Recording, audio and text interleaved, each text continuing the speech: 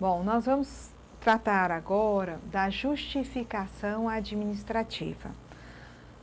Vejam, quando um dado segurado ou um dependente, eles requerem um benefício, por exemplo, aposentadoria especial ou aposentadoria por tempo de contribuição, é necessária a comprovação dos requisitos, tá, exigidos lá em lei. Então, quem vai comprovar, né, tempo de contribuição tem que demonstrar que exerceu atividade durante aquele período e efetivou as suas contribuições durante aquele lapso temporal. Mas às vezes acontece o seguinte, um dado empregado trabalhou numa empresa, tá? Essa empresa, apesar até de ter descontado do trabalhador e pago só o valor líquido da remuneração, essa empresa, ela não recolheu as contribuições do trabalhador. Ele tem, muitas vezes, provas que não são a carteira. Então, ele trabalhou lá, a empresa descontou dele, tá? Não recolheu. E ele tem, por exemplo, contra-cheques, ou ele tem outras provas alternativas que demonstram a existência desse vínculo.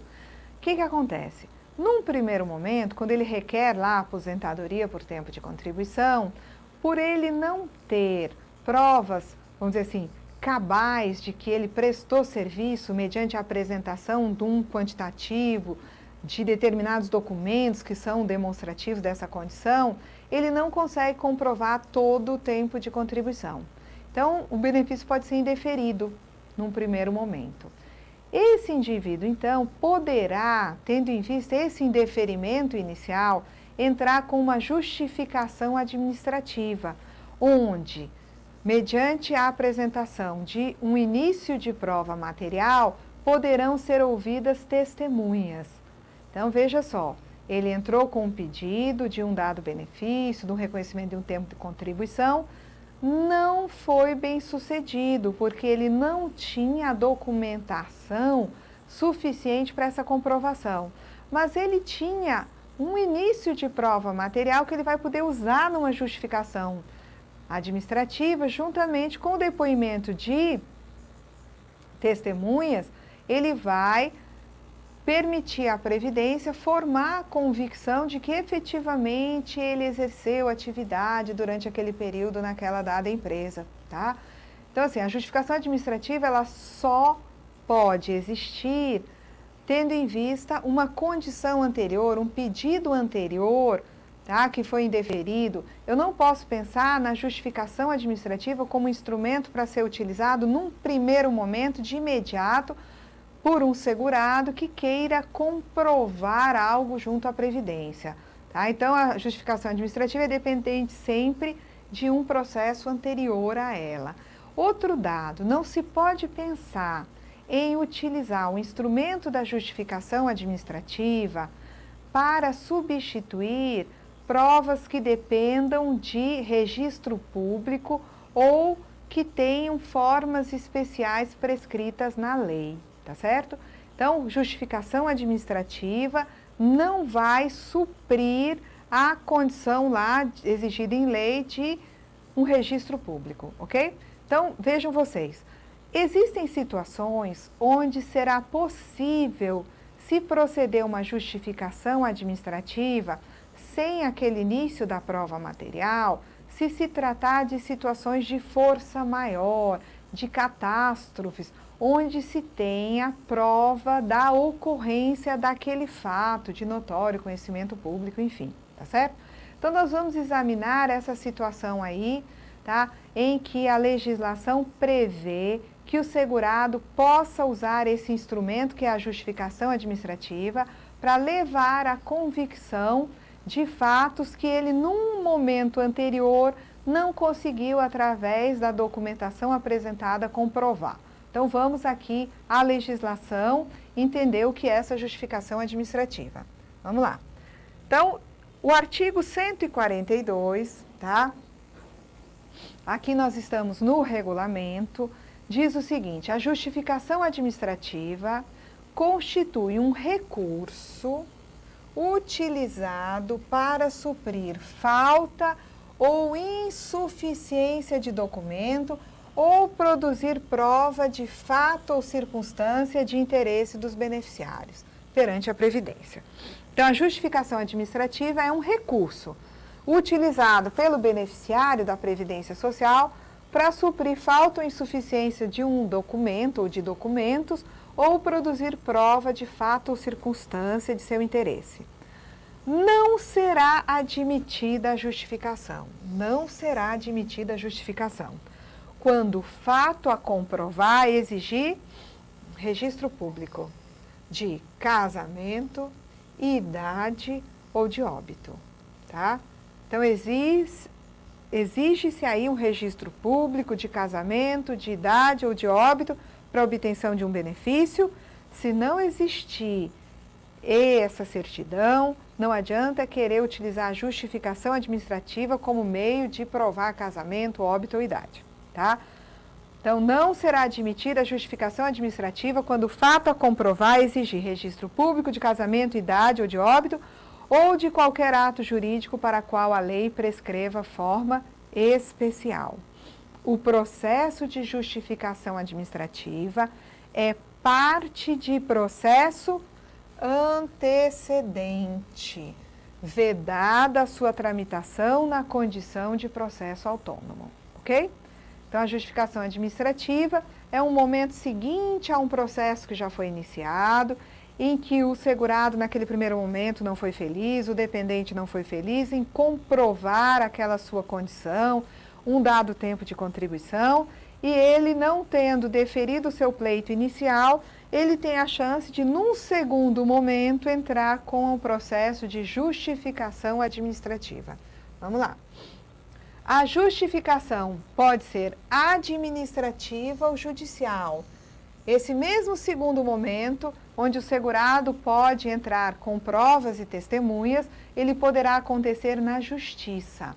Tá? Então, a justificação administrativa ou judicial, no caso de prova exigida pelo artigo 62, seria de tempo de contribuição, dependência econômica, identidade de relação de parentesco, somente produzirá efeito, então somente a justificação administrativa ou judicial, para provar tempo de contribuição, dependência econômica, identidade, relação de parentesco, somente produz efeito quando baseada em início de prova material, não sendo admitida a prova exclusivamente testemunhal. Então, trata-se de uma justificação judicial. O juiz chegou a uma conclusão relativamente àquela questão, tá? E emite uma ordem judicial que a Previdência tem que obedecer. Mas mesmo se tratando de uma justificação judicial, a Justiça vai ter que exigir início razoável de prova material, porque não se admite que seja apenas com base em testemunhos.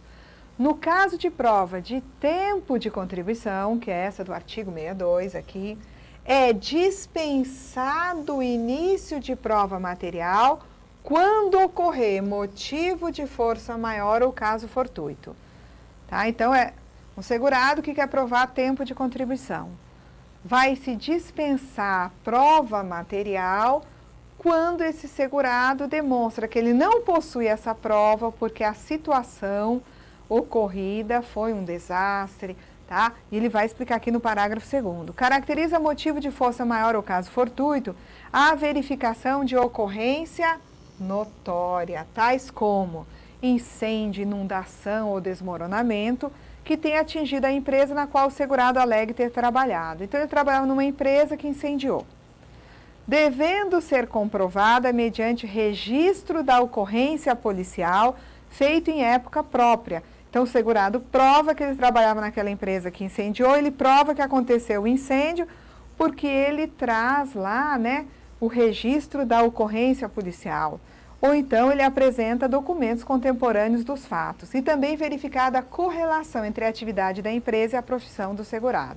Então, chega alguém que quer reconhecer um dado tempo de contribuição e ele não tem prova material, porque a empresa onde ele trabalhava, sabe, foi, enfim, teve uma enchente e ela inundou e se perderam todos os documentos. O que ele vai fazer? Ele vai trazer a comprovação mediante registro policial, mediante notícias da época, tá? que demonstrem que, são documentos contemporâneos dos fatos, né, essas notícias, enfim, que houve uma inundação naquele local e vai ter que demonstrar que a profissão dele é compatível com a atividade daquela empresa que inundou e que ele alega ter exercido atividade lá. Vamos lá. Se a empresa não estiver mais em atividade, o interessado deve juntar prova oficial de sua existência no período em que pretende comprovar. A empresa não existe hoje, mas existiu naquele período que ele quer comprovar que estava trabalhando lá. No caso de segurados, empregados doméstico, contribuinte individual, após a homologação do processo, este deverá ser encaminhado ao setor competente de arrecadação para levantamento e cobrança do crédito, tá? No caso de empregado doméstico, tá? Nos últimos 5 anos, o crédito vai ser cobrado. No caso de contribuinte individual, que preste serviço à empresa, também nos últimos 5 anos, que é o prazo decadencial para a constituição do crédito, tá? A homologação da justificação judicial processada com prova exclusivamente testemunhal dispensa a justificação administrativa se complementada com início razoável de prova material. Então, um dado segurado, tá? Ele chega com uma decisão lá da justiça, porque ele, em vez de entrar com uma justificação administrativa, ele entrou com uma justificação judicial. E essa justificação foi feita com prova exclusivamente testemunhal, tá? Lá na justiça só foram ouvidas as testemunhas. A Previdência vai aceitar que, com base na oitiva de testemunhas apenas, tá, o segurado obtenha o seu pleito? Não, tá? Vai ter uma justificação administrativa. Agora, se lá na justiça teve a oitiva de testemunhas, mas teve um início razoável de prova material apresentado, estará dispensada a justificação administrativa. Vamos lá. Para o processamento da justificação administrativa, o interessado vai apresentar requerimento, expondo clara e minuciosamente os pontos que pretende justificar e vai indicar testemunhas idôneas, em número não inferior a 3, nem superior a 6. Então, entre 3 e 6 testemunhas serão indicadas, né, pelo segurado ou pelo dependente, cujos depoimentos possam levar à convicção da veracidade do que se pretende comprovar. As testemunhas, no dia e hora marcados, serão inquiridas a respeito dos pontos que forem objeto da justificação, indo o processo concluso a seguir a autoridade que houver designado o processante, a quem competirá homologar ou não a justificação realizada. Então, o superior designa um servidor que vai processar aquela justificação administrativa, tá? Na medida em que o processo estiver concluído, esse processo vai para aquela autoridade que designou o servidor, para que essa autoridade possa homologar ou não a justificação feita pelo subordinado, tá? Não podem ser testemunhas numa situação de justificação, loucos, né? Isso aqui está no Código Civil também, loucos de todo gênero, cegos e surdos quando a ciência do fato que se quer provar dependa dos sentidos que lhes faltam, menores de 16 anos e ascendente, descendente ou colateral até 3º grau por consanguinidade ou afinidade. Então, gente, aqui, vamos só ver o último slide aqui, tá? Não cabe recurso da decisão da autoridade competente do INSS que considerar eficaz ou ineficaz a justificação. Então, de justificação administrativa não cabe recurso. A justificação administrativa será avaliada globalmente quanto à forma e ao mérito, valendo perante o INSS especificamente para os fins visados, caso considerada eficaz. A justificação administrativa será processada sem ônus para o interessado e nos termos das instruções emitidas pelo INSS. Aos autores de declarações falsas prestadas em justificações processadas perante a Previdência, serão aplicadas as penas lá previstas para o crime de falsidade, não é isso?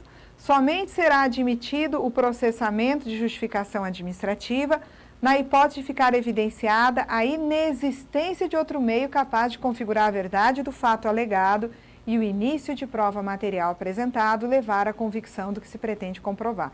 Então, só se admite que a justificação seja processada, tá? Se não tiver outro meio capaz de provar aquele pleito, aquele fato alegado pelo segurado, e tiver um início de prova material que possa levar à convicção do que o segurado ou do dependente quer comprovar. Então, aqui, gente, nós apresentamos, né, as informações, aí, as disposições acerca da justificação administrativa passíveis de serem cobradas nessas disposições nos concursos do INSS, para técnico, analista, médico perito. Mais difícil ser cobrado para auditor do trabalho, tá? Mas, de qualquer forma, né, está apresentado o assunto, você sabe que vocês podem passar e-mail para tirar dúvidas, e no curso que vai comentar a Lei 8.213 e através de exercícios voltaremos a tratar desse assunto. Até a próxima aula.